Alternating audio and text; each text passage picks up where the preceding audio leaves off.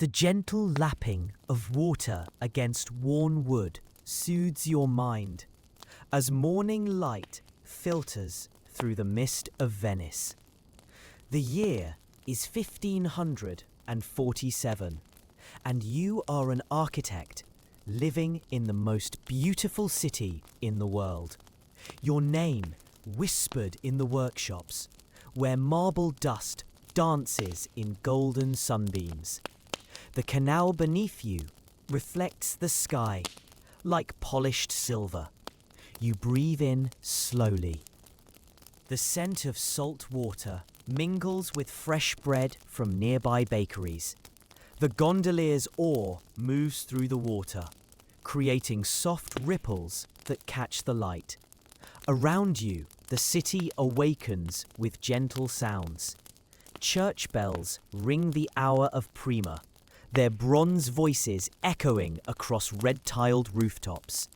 The bells of San Marco, San Giorgio, Sant'Elena, each with its own musical tone, creating a symphony that has marked time for centuries. You reach into your leather satchel and withdraw your drawing tablet. The vellum pages are smooth beneath your fingers, made from the finest calfskin, prepared by the workshops near Santa Lucia. Your stylus, carved from boxwood, feels familiar in your hand. The morning air carries the scent of rosemary, growing in terracotta pots on nearby balconies. Venetian women tend their herbs with gentle care. Oregano and basil, sage and thyme. These plants travelled here, along the ancient spice routes, from distant lands beyond the sea. You sketch the Gothic arches before you, each stone carved by master craftsmen centuries ago. The limestone came from Istria, carrying bundles of silk from the workshops of Murano. The silk shimmers, deep blues and rich crimsons, colours created from precious dyes. Lapis lazuli from Afghanistan, cochineal from the New World, each thread worth more than a craftsman's daily wage. You close your eyes and listen to the city's gentle rhythm. Footsteps on stone bridges, the creak of wooden shutters opening, the soft splash of oars. These sounds have echoed here for hundreds of years, unchanged, eternal. The sun climbs higher, warming your face. The light in Venice is different from other cities, softer somehow, filtered through sea mist and reflected from countless windows. This light makes colours seem to glow, as if lit from within. Your gondola drifts slowly, past palazzos built by wealthy merchants. The pink marble of Casa Dario, the white stone of Car Rizzonico, each facade a testament to Venetian prosperity. These buildings rose from the lagoon. Like flowers blooming from water, a seagull lands on the gondola's prow, preening its white feathers. These birds follow the fishing boats, as they have for countless generations. They know the rhythm of the tides, the best times for finding food. Wisdom passed down through instinct. You sketch the bird's elegant form, its head tilted in curiosity. Your drawing captures not just its shape, but something of its spirit, the way it moves with casual grace. Art, you believe, should capture more than mere appearance. The canal narrows between houses that lean toward each other, like old friends sharing secrets. Laundry hangs from lines stretched between windows, linen shirts and woolen stockings, drying in the gentle breeze. The clothes move softly, like prayer flags in a monastery. Children's voices drift from an upstairs window, reciting Latin lessons. Education in Venice begins early, with grammar and rhetoric, arithmetic and geometry. These young minds will grow up to become merchants and scholars, artists and architects, like you. A woman appears at her window to water the herbs in her garden box. She moves with quiet purpose, tending each plant with care. Venetian women are known for their gardens, small but abundant, bringing life to stone and water. The scent of baking bread grows stronger as you pass a bakery. The ovens have been burning since before dawn, fired with oak and olive wood. The bakers shape their loaves by hand, each one slightly different, like fingerprints in dough. You think of the bread you will eat for breakfast, still warm from the oven, with fresh ricotta cheese and honey from the mainland. Simple pleasures, but perfect in their simplicity, like the best architecture. The gondolier begins to sing, an old Venetian ballad, his voice carrying across the water. The melody is haunting, beautiful, telling of love and loss, of ships that sail away and sometimes return. His voice mingles with the morning sounds, becoming part of the city's song. You lean back against the cushions, hands sewn with silk from local workshops. The fabric is soft, dyed a deep blue, like the sky before dawn. These cushions have supported many passengers, merchants and nobles, artists and pilgrims, each with their own stories. A fish jumps in the canal, creating concentric circles that spread outward and fade. The water here teems with life. Mullet and sea bass, sole and sardines. The fishermen know each species, their habits and preferences, knowledge gained through generations. You close your drawing tablet and simply watch the city pass by. There is no hurry here, no urgency. Time moves like the tide, steady and sure, but never rushed. This is the Venice you love, peaceful, eternal, beautiful. The gondola approaches a small campo, where market vendors arrange their wares. Pyramids of oranges from Sicily, bolts of cotton from Egypt, spices from the Indies. Venice is where the world comes to trade. A fountain bubbles in the center of the square, its carved dolphins spouting clear water. The sound is musical, hypnotic, like a gentle lullaby. Children gather here to fill their jugs, their laughter mixing with the fountain's song. You watch pigeons pecking at scattered grain, their iridescent feathers catching the light. These birds are descendants of rock doves, brought here by ancient traders, now part of Venice's living tapestry. They move in fluid groups, landing and taking flight in perfect synchrony. The morning grows warmer, and you feel drowsy, lulled by the gentle motion of the boat. The sun's rays slant through your closed eyelids, creating patterns of light and shadow, like stained glass windows. Your breathing slows, matching the rhythm of the oars, the soft splash of water, the distant church bells. Everything flows together, creating a symphony of peace, a lullaby of the lagoon. The gondolier's song continues, softer now, more like a whispered prayer. His voice carries centuries of Venice, of sailors and fishermen, of lovers and dreamers, all who have travelled these canals before you. You think of your work ahead, the cathedral you are designing, its spires reaching toward heaven. But for now, there is only this moment, this peaceful morning, this gentle drift through paradise. The water rocks you softly, like a mother's arms, and your eyelids grow heavy.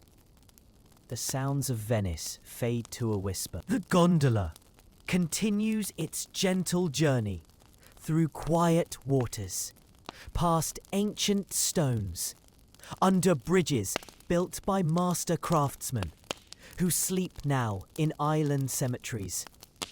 Your last conscious thought is of gratitude for this moment, this city, this life spent in service to beauty. The water laps softly. The breeze whispers through marble columns. And Venice holds you in its ancient embrace. Your eyelids grow heavy, and the morning light dances. On the canal's gentle surface, you drift into a deep, restful sleep. Chapter 2, The Workshop of Dreams. You wake in your workshop, late morning light streaming through tall windows. The scent of linseed oil mingles with sawdust, creating the perfume of creation that has filled this space for 20 years. Your workbench stretches before you, polished smooth by countless hours of drawing and measuring, planning and dreaming. The wood is walnut, from trees that grew in the hills above Verona. Its grain dark and beautiful, like rivers flowing through golden fields. Your apprentice, young Marco, arranges your tools with careful precision. The compass and square, forged by the metalworkers of Brescia, their brass surfaces gleaming in the slanted sunlight. Each tool has a purpose, a history, a role in bringing dreams to life. The measuring rod lies beside your drawings, carved from mountain ash and marked with Roman numerals. Each increment carefully calculated, based on the proportions discovered by ancient masters, whose wisdom echoes through centuries. You breathe deeply and begin your morning ritual. First, you grind pigments for your drawings. Ultramarine from lapis lazuli, worth more than gold. Its blue deep as evening sky, perfect for rendering shadows on architectural facades. The grinding stone turns slowly under your gentle pressure. The sound is rhythmic, meditative, like monks chanting in distant monasteries. The pigment powder grows finer, more luminous with each circular motion. Marco brings you fresh water in a ceramic jug made by the potters of Faenza. Their techniques passed down from father to son for 300 years. The jug is cool, smooth, decorated with delicate vines that seem to grow across its surface. You mix the pigment with egg tempera, the yolk rich and golden from hens that roam freely in countryside gardens. This binding medium will make your drawings last for generations yet unborn, preserving your vision in permanent beauty. The morning light shifts, casting new shadows across your latest design. A chapel for a wealthy merchant family, its dome reaching skyward like a prayer made visible in stone and marble. You study the proportions, checking each measurement against the divine ratios. Discovered by Pythagoras, refined by Vitruvius. The golden section appears in nature's spirals, in flower petals, in seashells, in the harmony of human form. Your assistant begins grinding ochre. The yellow earth comes from hills near Siena, where sunflowers turn their faces toward the warming sun. This pigment will capture the glow of afternoon light on limestone walls. The workshop fills with gentle sounds of craft, the scratch of stylus on prepared vellum, the soft thud of hammers shaping metal, the whisper of brushes loaded with pigment, bringing drawings to life. Through the window, you can see the cathedral you helped design 5 years ago. Its bell tower rises like a lily stem from the square below. The bells ring the hour, their bronze voices, calling faithful to prayer, marking time's passage with sacred rhythm. A cat appears on your windowsill, one of many that patrol Venice's workshops, keeping mice from precious papers and drawings. This one is Calico, her fur patterned like marble veining. She watches you work with intelligent green eyes. You pause to stroke her head, feeling the soft fur beneath your fingers. She purrs, a sound like distant thunder or wind through olive groves. These simple moments bring as much joy as completed buildings. Your stomach reminds you that breakfast waits. Marco has brought fresh bread and cheese from the market near Rialto. The bread is still warm, its crust golden, crackling softly when broken open. The cheese comes from mainland farms, where cows graze in mountain meadows. Each bite is creamy, rich with the taste of wildflowers and herbs that grow in alpine pastures above the clouds. You eat slowly, savouring each taste while studying your drawings. Food and art both nourish the soul.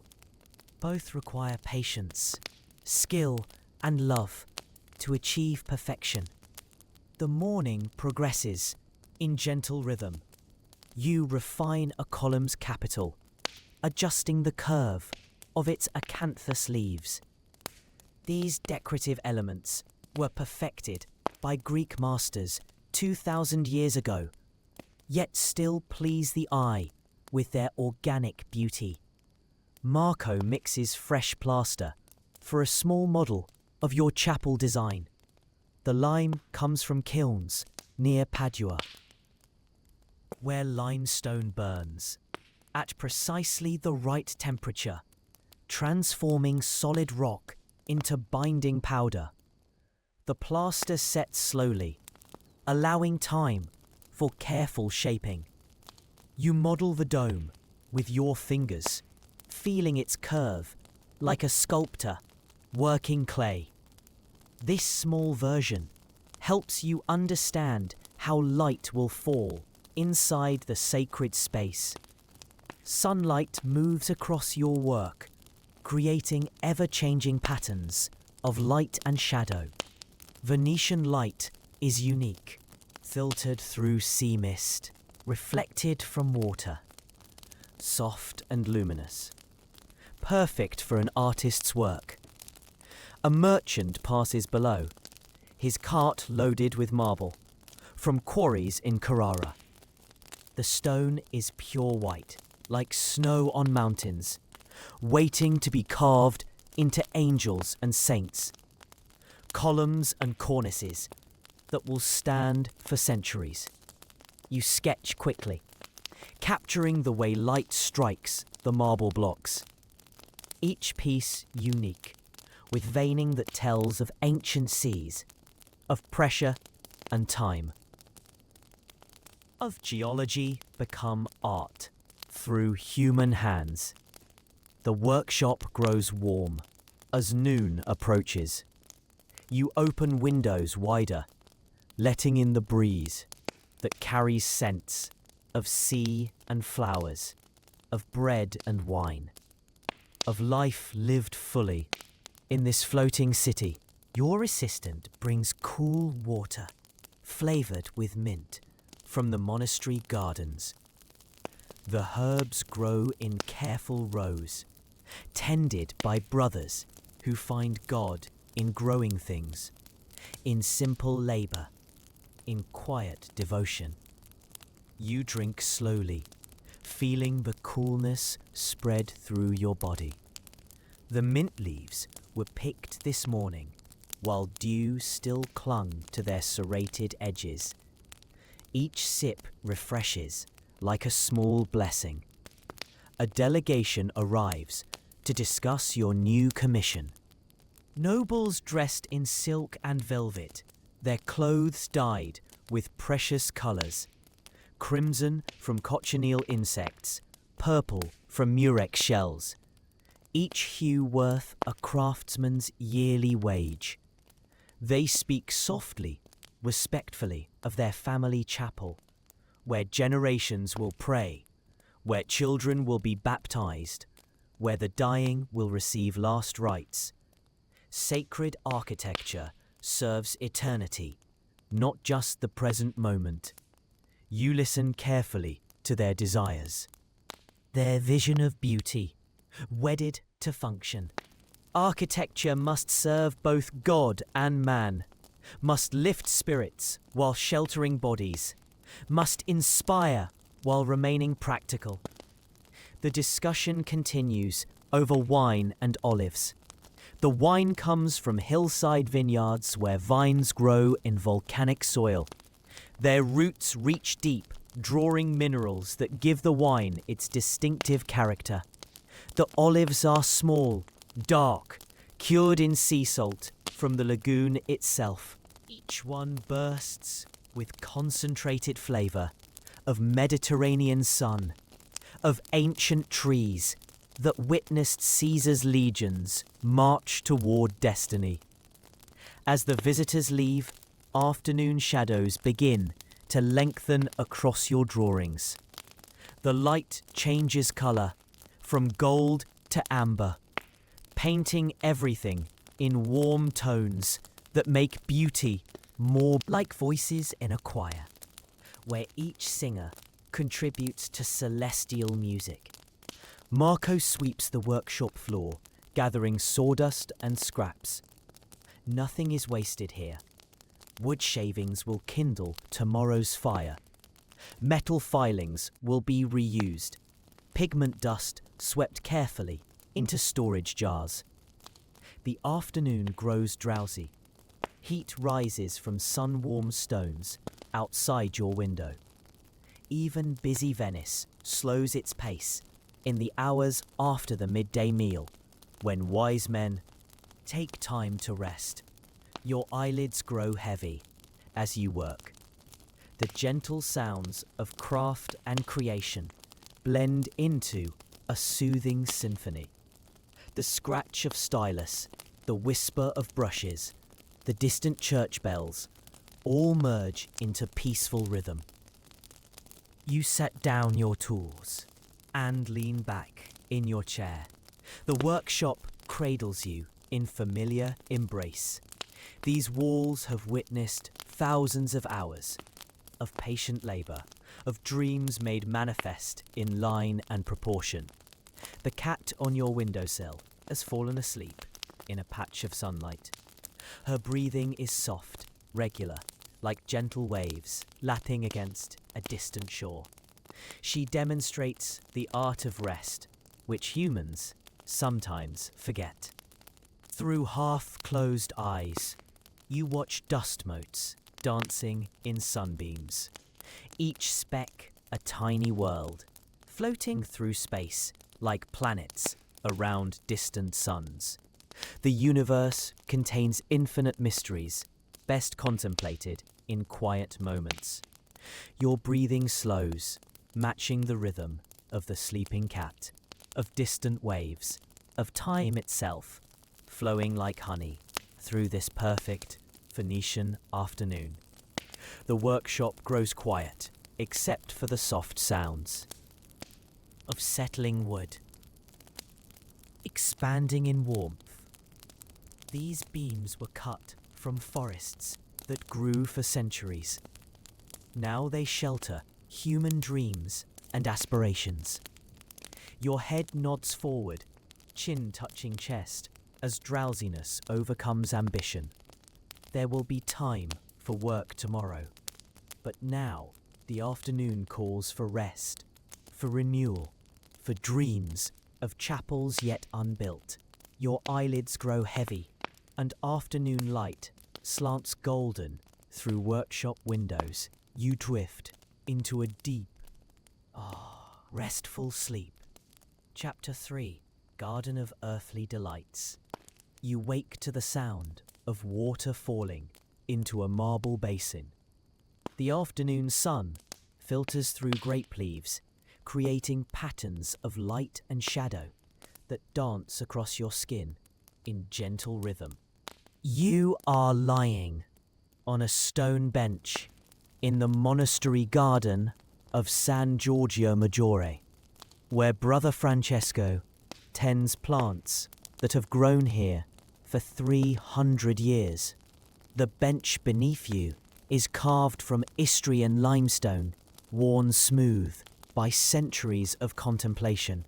The fountain before you speaks in liquid voices, each drop catching sunlight like tiny prisms, casting rainbows on moss-covered stones. The water flows from underground springs that have fed this island since Roman times. Around you, herbs grow in careful order. Basil and oregano, rosemary and sage, each plant placed according to ancient wisdom about companions and beneficial relationships that mirror human friendships. Brother Francesco approaches, his brown robes rustling softly like autumn leaves. His hands are gentle, stained green from plant juices. These same hands illuminate manuscripts with delicate patience. Dot and infinite care. He kneels beside a bed of lavender, its purple flowers heavy with oil that will scent the monastery's soap and candles. The fragrance drifts on the breeze, calming the mind, easing worried thoughts into peaceful acceptance. You breathe deeply, letting the perfume fill your lungs with summer essence. Lavender has been prized since ancient times, when Roman baths were scented with its oil, and Egyptian temples burned its flowers in sacred ceremonies. A bee lands on a nearby flower, its legs heavy with golden pollen. These insects follow ancient patterns, visiting each bloom in perfect order, gathering nectar that will become honey, sweet as liquid sunlight.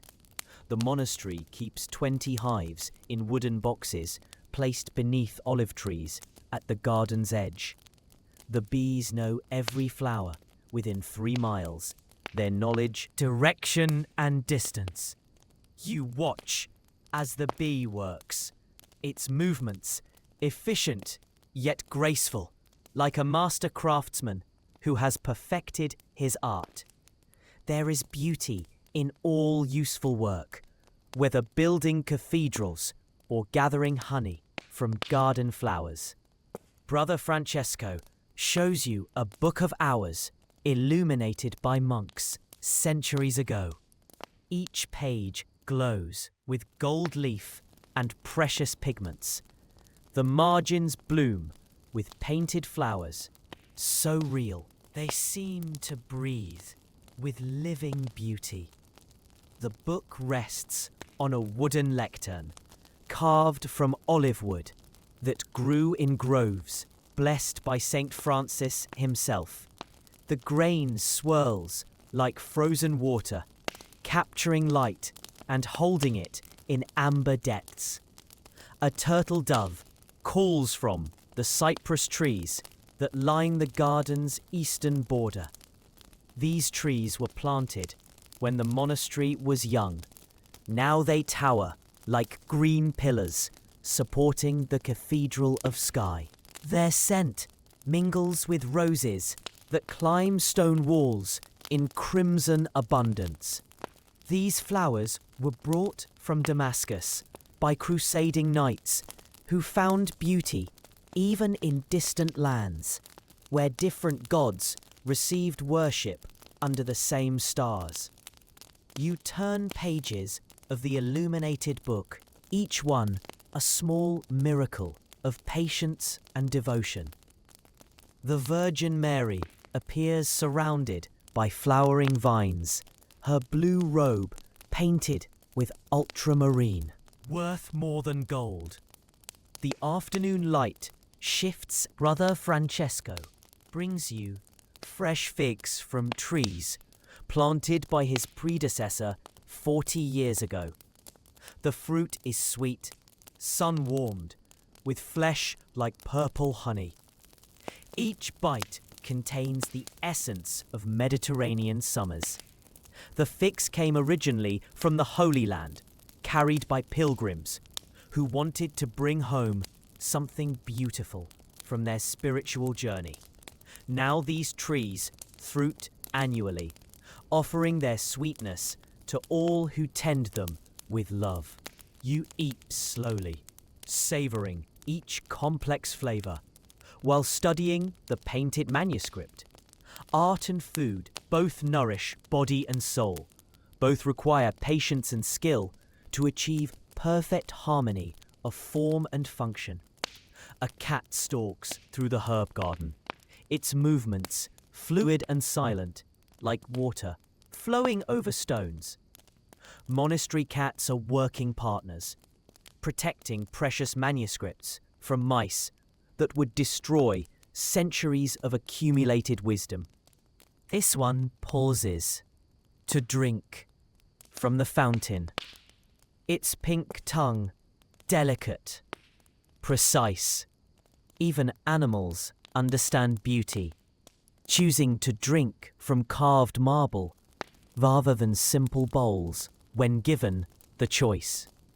The afternoon grows warm and drowsy. Bees hum among the flowers, their music hypnotic, ancient, like chanting in a distant chapel where monks have prayed the same prayers for 1,000 years. You lean back against sun-warmed stone, feeling its heat seep into your tired muscles. The bench has absorbed generations of sunshine, storing warmth like a blessing offered freely to all who rest here. Brother Francesco continues his work, dividing plants that have grown too large for their spaces. His hands move with certainty, born of deep understanding. Each plant has its needs, its preferences, its gifts to offer. He plants the divisions in prepared soil, enriched with compost, made from kitchen scraps and fallen leaves. Nothing is wasted in God's economy. Everything serves some purpose in the great cycle of growth and decay, death and renewal. A butterfly lands on your hand, its wings translucent, veined like stained glass windows in tiny cathedrals of flight. The wings pulse gently as it rests, trusting in your stillness, your peaceful intentions. These creatures live brief lives, measured in weeks, not years. Yet they achieve perfect beauty in their short time, teaching humans about making every moment count for something beautiful. The butterfly lifts away, dancing among the flowering vines that cover the garden's walls. Morning glories, open blue trumpets toward the sky, each flower lasting only a single day before making room for tomorrow's blooms. Water continues its gentle song in the marble basin. The fountain was carved by a master who signed his name in tiny letters hidden beneath a carved lily, his pride and skill preserved in stone long after. His bones return to dust. You close your eyes and listen to the garden's symphony. Water falling, bees humming, doves calling, leaves rustling in the gentle breeze. All nature sings if humans pause long enough to hear. Your breathing matches the rhythm of falling water, slow, steady, peaceful. The sun warms your face while shadows cool your feet. Perfect balance between light and shade, warmth and coolness. Like architecture that serves both body and soul. Brother Francesco begins evening prayers, his voice joining the garden's music. Latin words flow like water, carrying centuries of devotion, hope, and human longing for something beyond the material world. The prayers blend with natural sounds until you cannot distinguish between human worship and creation's praise. Both rise like incense toward gathering clouds that promise cooling rain for thirsty plants. Your head nods forward as peace overcomes all earthly concerns. The garden holds you in its gentle embrace. Generations have found rest here. Students and scholars, pilgrims and princes, all equal in need of renewal. The stone bench supports you like the earth itself, solid, eternal, patient. These stones were shaped by craftsmen who understood that beauty serves the human spirit in ways beyond mere function. Drowsiness settles over you like a soft blanket woven from afternoon light, and flower scents and the sound of falling water. All your worries fade away, leaving only this moment, this garden, this peace. The fountain continues its liquid song, calling you deeper into rest. Your breath grows slow, regular, like a sleeper's rhythm. The garden watches over you with ancient kindness. Your eyelids grow heavy, and the monastery garden wraps you in its eternal peace. You drift into a deep, restful sleep. You wake as church bells ring vespers across the lagoon. Evening light paints everything in gold and rose, like illuminated manuscripts brought to life in 3 dimensions. The day's heat begins to lift, leaving cool shadows that promise restful night. You stand on the loggia of Palazzo Barbaro, where you have been invited for dinner by the merchant prince Lorenzo Grimani, whose family has prospered here for 4 centuries. Their wealth is built on silk and spices, pepper and precious stones, carried by ships from distant lands. The palazzo reflects in the canal like a dream, made manifest in marble and gold. Each window frames views of passing gondolas, carrying nobles to evening entertainments, merchants to business meetings, lovers to secret rendezvous beneath bridges older than memory. The loggia, where you stand, opens to the west, capturing the last light of each day. Venetian architects understand the importance of orientation, how buildings must embrace the sun's journey across the sky to achieve perfect harmony with natural rhythms. Below you, the canal pulses gently with tidal motion. This water connects Venice to all the seas of the world: Adriatic, Mediterranean, Atlantic. Each tide brings salt from distant shores, where other cities dream their own dreams of beauty. A servant brings you a cup of sweet wine made from grapes, grown on volcanic slopes near Naples. The wine glows like liquid amber in crystal glass, blown by the master craftsman of Murano, whose secrets pass only from father to son. You sip slowly, tasting layers of flavor, earth, and sunshine. time and tradition. The grapes were harvested by singing workers who celebrated each full basket with ancient songs that echo in the wine's golden depths. Lorenzo appears beside you, dressed in silk robes, the colour of deep ocean. His beard is perfectly groomed, his hands soft yet strong, from signing contracts that span continents, bringing the world's treasures to Venice's warehouses.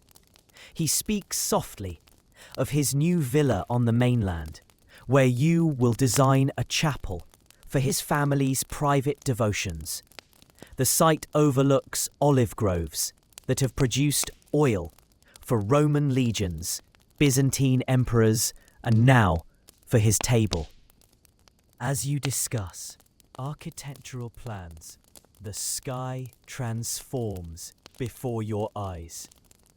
Gold becomes orange, then rose, then purple.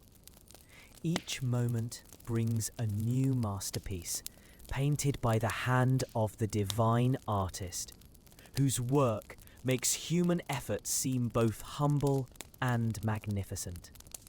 Servants light oil lamps throughout the palazzo. Their flames flicker gently, creating moving shadows that dance across frescoed walls. The paintings show scenes from ancient mythology, Venus rising from foam, Jupiter in eagle form carrying Ganymede to Olympus. The frescoes were painted by a master who studied in Rome, among ancient ruins, where Caesar once walked in triumph, and marble gods still dream in broken temples. His brushwork captures not just form and colour, but divine inspiration. Dinner begins with courses that celebrate Venice's global connections. Saffron rice, coloured gold with threads worth more than silver, harvested from purple crocuses that bloom only briefly. In distant mountain meadows, the saffron travelled here in silk pouches carried by Arab merchants who crossed desert sands and mountain passes to bring this treasure to Venetian tables, each grain like captured sunshine, preserved for winter evenings. Fresh fish arrives on silver platters, branzino, caught this morning in lagoon waters, where seagrass waves like underwater forests. The fish is prepared simply, with herbs grown in monastery gardens, on islands, scattered like jewels across the lagoon. Wine flows from bottles stored in cool cellars beneath the palazzo's foundations. These wines have aged in darkness, like meditation, growing deeper, more complex, with patient time. Each sip reveals new secrets, new pleasures. Conversation flows like the wine, touching on art and architecture, philosophy and poetry. Lorenzo speaks of platonic ideals made manifest in perfect proportions, how beauty serves the soul's longing for harmony. The guests include a scholar from Padua who has translated ancient Greek texts on mathematical proportion. His eyes glow as he describes the golden ratio found in nautilus shells, flower petals, and human faces when they achieve perfect beauty. A musician plays softly on a lute, carved from alpine spruce. The wood resonates with centuries of mountain, wind, and weather. His fingers find melodies that seem to rise naturally from the instrument's ancient memories. The music mingles with evening sounds floating through open windows, water lapping against stone steps, distant voices calling across narrow canals, the city's eternal song that has lulled countless generations to sleep. As darkness deepens, servants light more lamps. Their flames reflect in polished marble floors, in silver serving dishes, in crystal wine goblets. Each reflection multiplies the light, creating infinity of golden sparkles. The loggia becomes an island of warmth and light, floating above the darkening canal. Stars appear one by one in the deepening sky. Ancient navigators used these same stars to cross unknown seas, seeking spices, silk, and gold.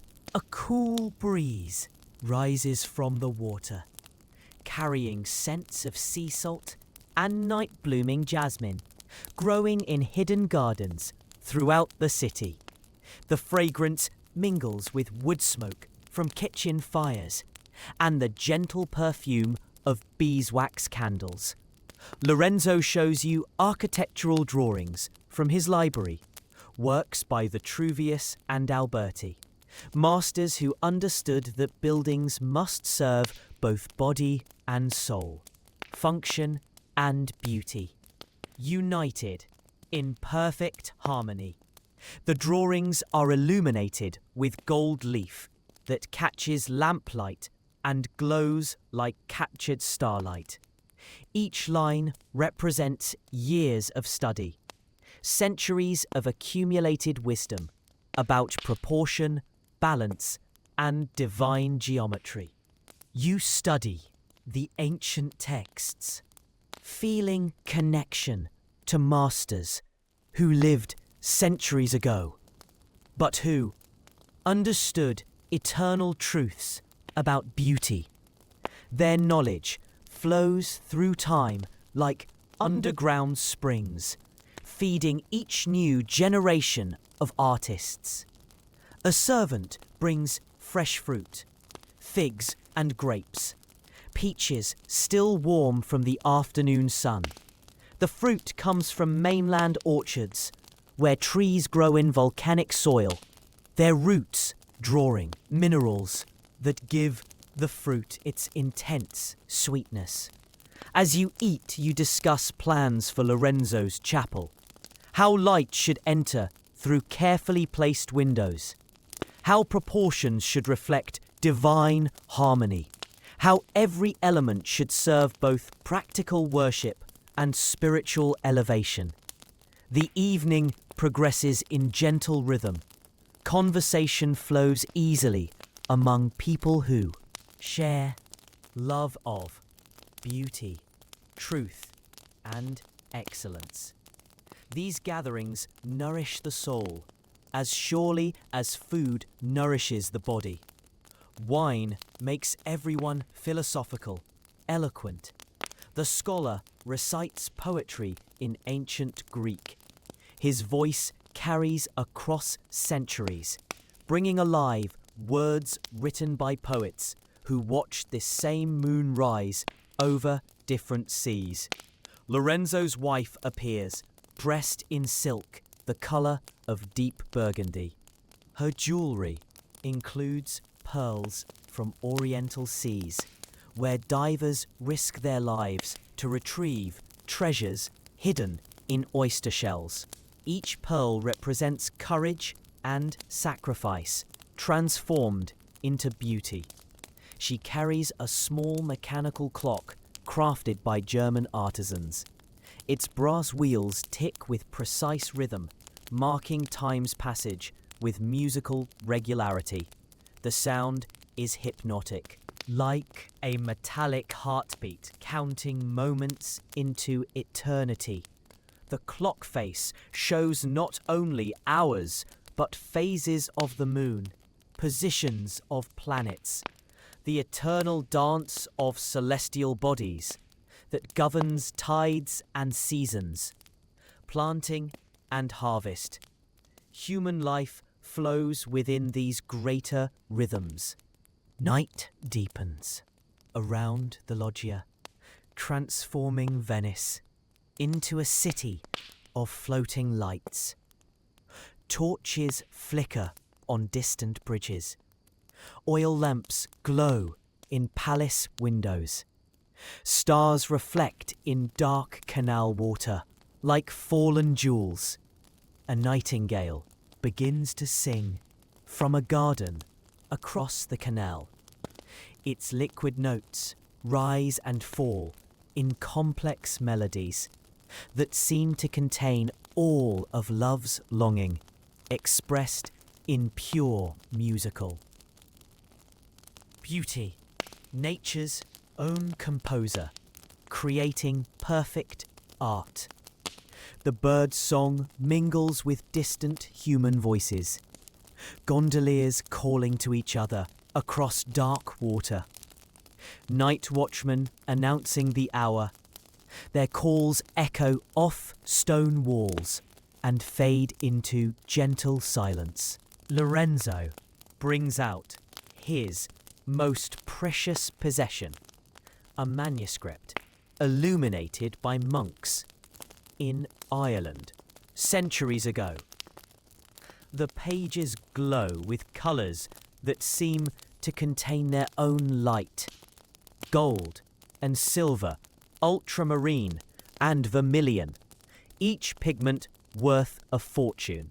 The manuscript tells the story of creation, how divine light first separated from darkness, how beauty emerged from chaos. Each page is a meditation on the eternal struggle between order and confusion, light and shadow. You turn pages carefully, feeling the parchment smooth beneath your fingers. This vellum came from lambs raised in mountain pastures where wild herbs grew, giving their skin subtle fragrance that still lingers after centuries. Drawings show paradise as a garden where every plant grows in perfect harmony. Lions lie peacefully beside lambs. Rivers flow with liquid gold. Trees bear fruit and flowers simultaneously. The Garden of Paradise is a magical artifact. Wine has made everyone philosophical, thoughtful about life's deeper meanings. The conversation turns to eternal questions about beauty, truth, and divine purpose. Lee, scholar, speaks of Plato's cave, how humans mistake shadows for reality until they turn toward the light of true knowledge. Architecture, he suggests, can help souls turn toward that light through proportion and harmony. Lorenzo nods thoughtfully. His merchant's practical mind understands that beauty serves commerce too. Beautiful buildings attract customers, inspire confidence, create the atmosphere where profitable business flourishes. Beauty and prosperity support each other. But tonight, profit seems less important than the deeper satisfaction of creating something that will outlast its creators. The chapel you will design may stand for centuries, sheltering prayers from generations yet unborn. The musician plays a final piece, a lullaby that his grandmother sang to him in childhood. The melody is simple, ancient, carrying the weight of countless repetitions by loving voices, now silent in island graveyards. Servants begin to clear the table, moving quietly, efficiently. These men and women have served the Grimani family for generations. Their discretion and skill make possible the gracious life that Lorenzo and his guests enjoy. The loggia empties slowly as guests depart in gondolas that wait at the palazzo's water entrance. Each boat carries its lantern, creating moving stars that drift across dark water toward distant homes. You remain for a final glass of wine with Lorenzo, discussing practical details of the chapel project, how stone will be transported from Istrian quarries, how craftsmen will be housed and fed during construction. But even these practical concerns seem touched by magic in the soft lamplight. Every detail of construction is an opportunity to create beauty, from choosing the perfect stone to calculating precise proportions that will please both eye and soul. Each canal below has grown quiet. Most of Venice sleeps now, dreaming beneath ancient roof tiles that have sheltered countless generations. But never truly sleeps. Water continues its eternal motion.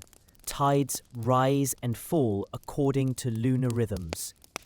A cool breeze stirs the loggia's silk curtains, bringing scents of night-blooming flowers from hidden gardens throughout. City. The air carries promises of dawn, still hours away, when the city will wake to another day of beauty. Lorenzo yawns and suggests it is time to retire. He calls for a gondola to carry you home through dark canals where only cats and night watchmen witness your passage through sleeping Venice. The gondolier waits patiently at the water stairs. His lantern casts golden reflections that dance on gentle waves.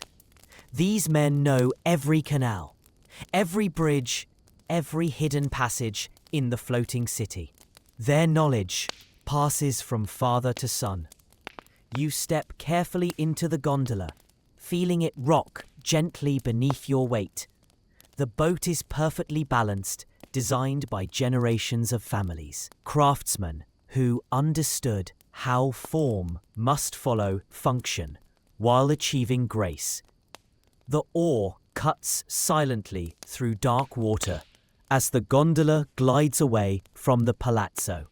Palazzo Barbaro grows smaller behind you, its lighted windows like golden eyes watching your departure with benevolent farewell. Night reveals different beauties than daylight shows. Shadows create mystery. Light transforms familiar architecture into something magical. Every bridge becomes a gateway to wonder. The gondolier begins to sing softly an old Venetian ballad about love and loss. His voice carries across still water, echoing off stone walls, before fading into the gentle night. Songs are Venice's oral history, passed down through generations. You lean back against silk cushions and let the motion of the boat lull you into drowsiness. The wine, the good food, the stimulating conversation all combine to create perfect contentment. This is the life you have built through years of patient work. Stars appear and disappear between buildings as the gondola follows its winding course through narrow canals. Each star is a sun warming distant worlds where perhaps other architects dream of perfect proportions and eternal beauty. The boat rocks gently with each stroke of the oar. The motion is hypnotic, ancient, like being rocked in a mother's arms. Venice itself becomes a warm praise, parent, cradling all who live within its watery embrace. Your breathing slows, the gondolier's song grows softer, more like a lullaby than a ballad. His voice blends with the sound of water against the boat's sides, creating a symphony of peace that carries you towards sleep. Your eyelids grow heavy, and the night canal embraces you with its ancient magic. You drift into a deep, restful sleep. You wake slowly to the sound of cathedral bells ringing, lords across the sleeping city. The first light of dawn filters through your bedchamber's windows, painting everything in soft rose and gold, like a Renaissance fresco come to life. Your bed is carved from walnut wood that grew in alpine forests where snow lingers until late spring. The craftsman who shaped this bed, furniture, understood how wood grain should flow like water, creating patterns that please the eye and soothe the soul. Through your window, Venice stretches toward the horizon, a city built on dreams, made manifest in stone and marble. Each building tells a story of human aspiration, of beauty pursued with wonder, passionate dedication across centuries of patient labor. The lagoon beyond reflects the growing light, like a mirror crafted by angels. Fishing boats move slowly across its surface, their sails catching the first breeze of morning. These fishermen continue traditions that began when Venice was young and the world was wider. You rise slowly, feeling your body rested, renewed by the free night's peaceful sleep. The marble floor is cool beneath your bare feet. This stone came from quarries in Greece, where Pericles once walked among the Parthenon's rising columns. Your servant Marco has prepared fresh water in a silver basin for your morning ablutions. The water comes from artesian wells on the mainland, carried here by boats that make the journey daily, bringing life to the floating city. You wash slowly, deliberately, the cool water, awakening your senses, preparing your mind for the day's work ahead. Today, you will begin detailed drawings for Lorenzo's chapel, translating last night's conversation into lines and proportions. The water reflects your face like a liquid mirror, showing the marks of time and experience, wisdom gained through years of patient observation, study, and practice. Each line tells a story of problems solved, beauty discovered, dreams realized in stone. Marco brings fresh clothes, linen shirts woven in Flemish workshops, where craftsmen create fabric so fine it seems made of morning mist. The thread comes from flax grown in fields where blue flowers bloom like fragments of sky fallen to earth. You press slowly, each garment a small ceremony of preparation. The doublet is silk dyed deep blue with indigo, brought from distant India by Portuguese traders who risk storms and pirates to bring such treasures to European markets. Through your window, you can see the city awakening, shutters opening to reveal window boxes bright with flowers. Servants drawing water from private wells. Cats stretching in patches of early sunlight, warming ancient stones. The sounds of morning begin their familiar symphony. Church bells from dozens of towers, each with its own voice, bronze tongues speaking in harmonies that have marked time for centuries. Their music rises like prayers made audible toward the lightening sky. A servant brings your morning meal, fresh bread still warm from ovens that have been burning since before dawn.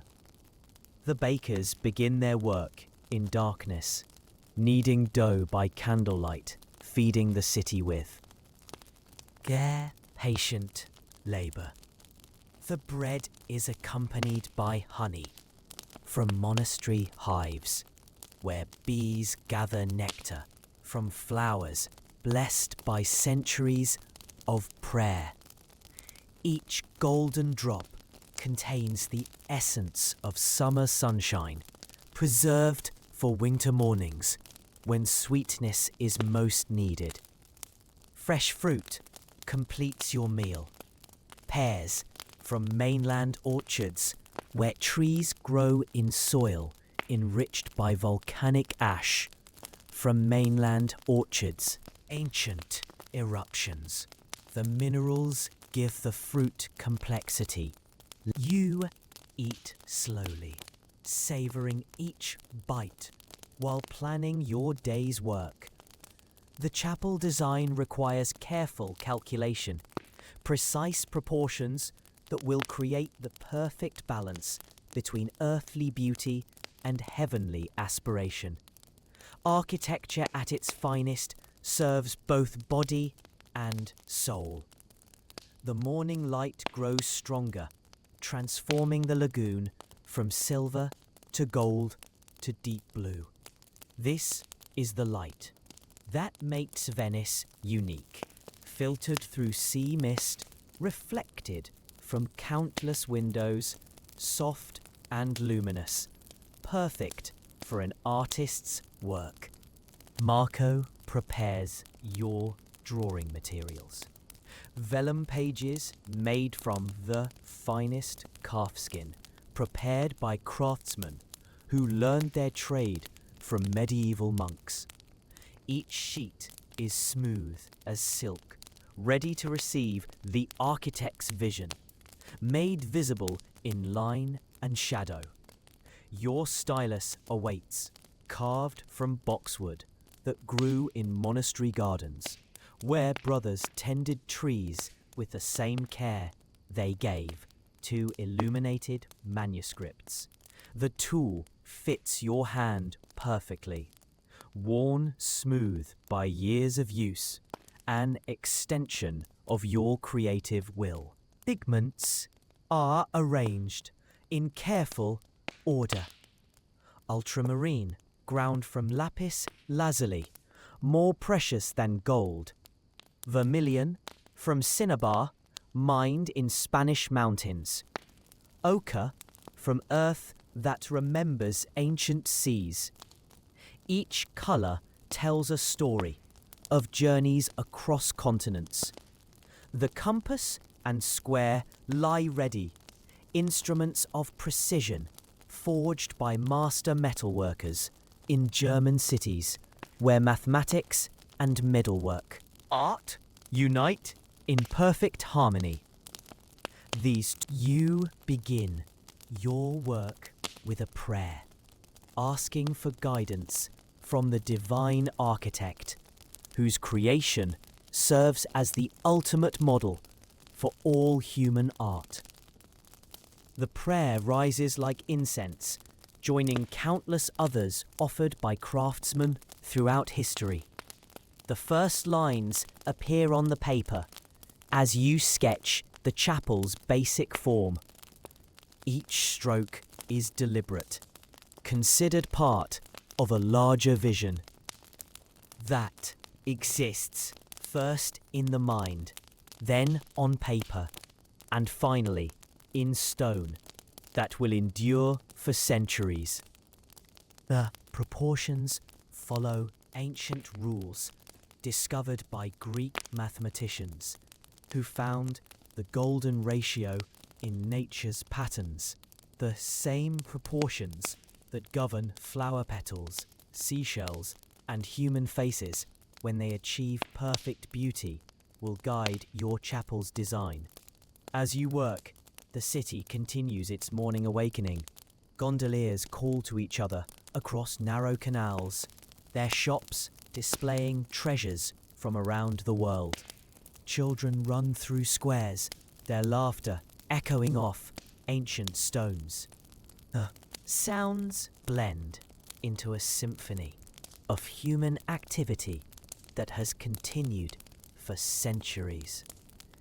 Each generation adds its voice to Venice's eternal song, while the city itself remains constant, beautiful, inspiring new dreams in each heart that encounters its magic.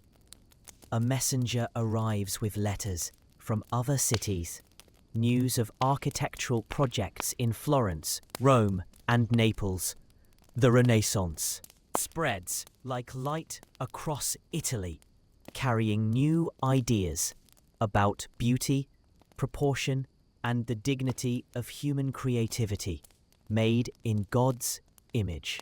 One letter brings news of a competition for designing a new church in Rome.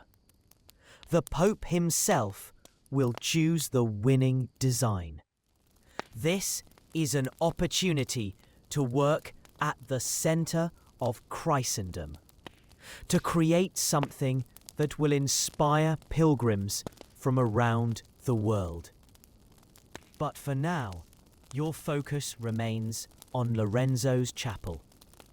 Each project deserves complete attention, total dedication to achieving is perfection within its own parameters. Great architecture cannot be rushed or divided among competing priorities. It requires single-minded devotion. The morning progresses in gentle rhythm. Your hand moves steadily across the vellum, guided by years of training, and an eye educated by studying the greatest masters. Each line contributes to the emerging vision of sacred space. Marco brings fresh water and clean brushes, anticipating your needs before you voice them. Good assistants are invaluable in any craft. They free the vessel. Master to concentrate on creative decisions while handling the countless small details that make great work possible. The chapel begins to take shape on paper, its dome reaching toward heaven, its proportions reflecting divine harmony. Windows are placed to capture morning light for the altar, evening light for contemplation. Every element serves both practical and spiritual purposes. You pause to sharpen your stylus using a small stone brought from quarries near Florence, where Michelangelo selects marble for his sculptures. The stone has the perfect texture for creating precise points that will draw clean lines. The sharpening process is meditative, repetitive, allowing your mind to wander while your hands perform familiar motions. You think of all the craftsmen who have performed similar tasks throughout history, each contributing to humanity's accumulated knowledge about creating beauty. A cat appears on your windowsill. one of the many that patrol Venice's workshops and homes. This one is striped like marble, veining its green eyes, intelligent, curious. It watches your work with the patience that all true artists must cultivate. The cat's presence is companionable without being demanding. Animals understand the rhythms of creative work better than many humans. They know when to be present, when to remain silent, when to offer the simple comfort of shared space. Morning light shifts as the sun climbs higher, casting new shadows, revealing different aspects of the city's architecture. Light is the mirror, architect's most important tool, more valuable than compass or square, because it brings buildings to life. You study how light falls across your drawing, imagining how it will move through the city's actual chapel at different times of day, different seasons. Morning prayers will be illuminated by dawn's rose light. Evening vespers by sunset's gold. Each service will have its own luminous character. The work continues in peaceful concentration. Your breathing synchronizes with the rhythm of drawing, creating a meditative state. Carved columns with their central character. Each service will have its own luminous character. Your breathing synchronizes with the rhythm of drawing, creating a meditative state where time seems suspended. In these moments, you feel closest to the divine, source of all creativity. Details emerge under your careful attention. Carved columns with their central character. Carved columns with a deep spiritual reality. In these moments, you feel closest to the divine, source of all creativity. Details emerge under your careful attention. Carved columns with a deep spiritual reality. Space capitals decorated with local plants, grapevines. The altar receives special attention, is where the mystery of transubstantiation will occur, where bread and wine become body and blood. The design must reflect the sacred nature of this space, while remaining human in scale and approachable in character. A servant brings the midday meal, simple food that won't distract from the work at hand. Fresh cheese made from the milk of goats that graze in hillside meadows, where wild herbs give their milk distinctive flavor and nutritional richness. Olives accompany the cheese, small, dark fruits cured in sea salt from the lagoon itself.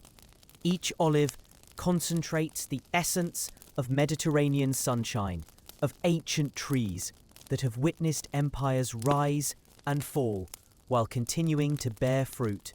You eat while continuing to study your drawings.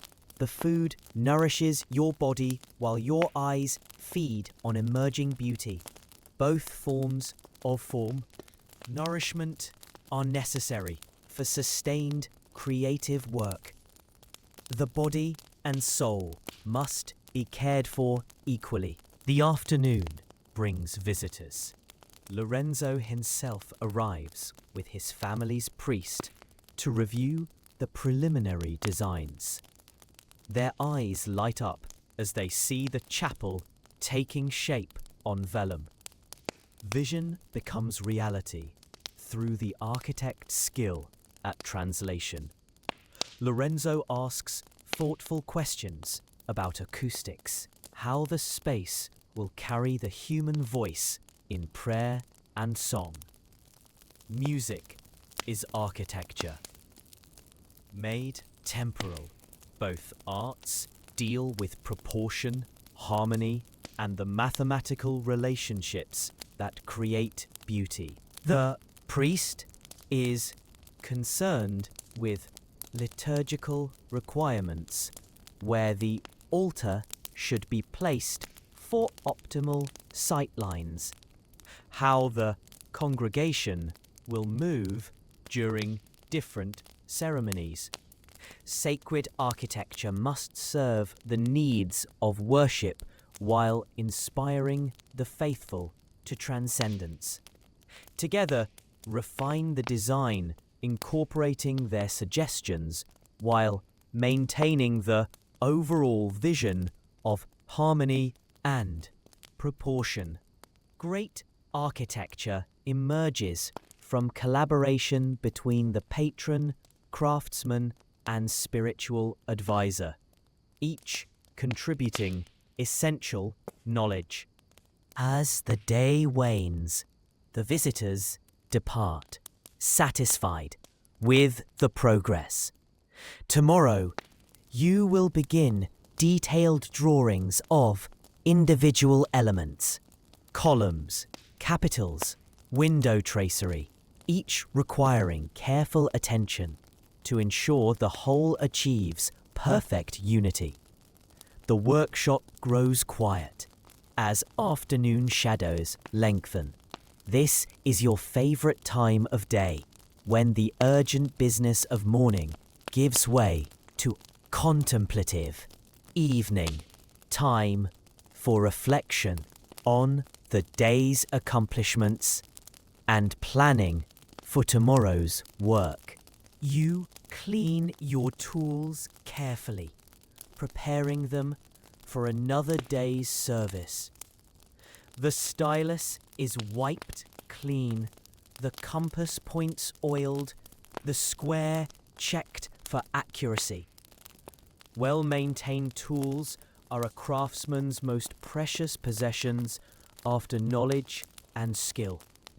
The drawings are covered with silk cloth to protect them from dust and moisture. These papers represent weeks of work, months of struggle, planning, years of accumulated knowledge about proportion, beauty, and the sacred geometry that underlies all great architecture. Marco lights oil lamps as darkness begins to fall.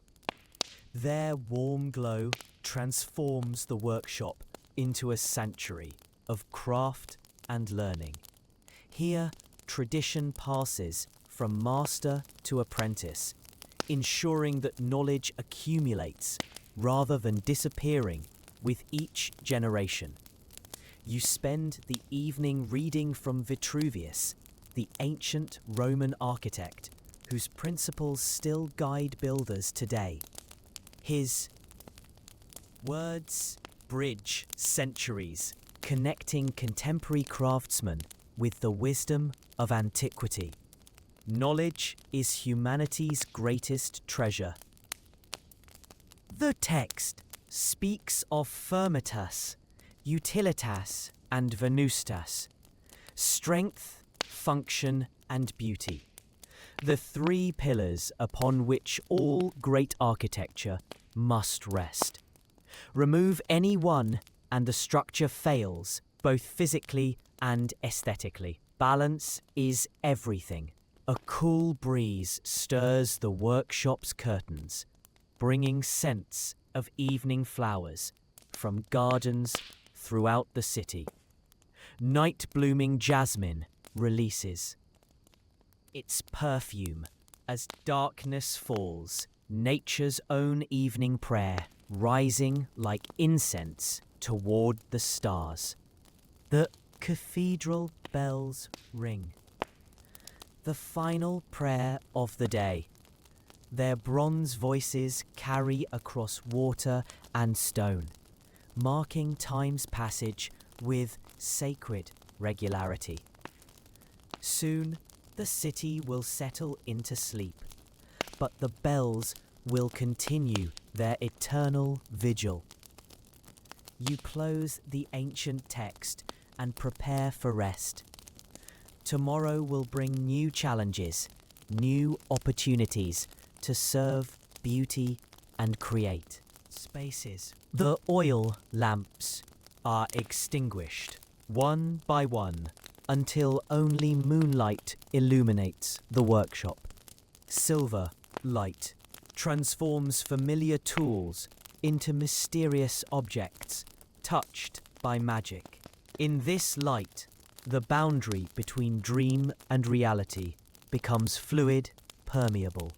You make your way to the bedchamber, where carved walnut furniture waits to provide another night's rest. The day's work is complete, satisfying in its contribution to the great project of creating beauty in service to the divine.